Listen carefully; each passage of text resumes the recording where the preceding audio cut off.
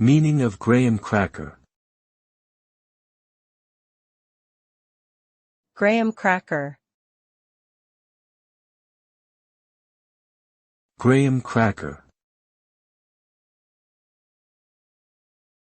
Graham cracker. Graham cracker. Graham crackers are a type of sweet, crisp biscuits that originated in the United States in the early 19th century. They were invented by Sylvester Graham, who believed that a diet based on whole wheat flour and abstention from alcohol and meat would improve people's health and morality. Graham crackers became popular as a health food, but over time their use expanded to include a wide range of desserts, including s'mores and pie crusts.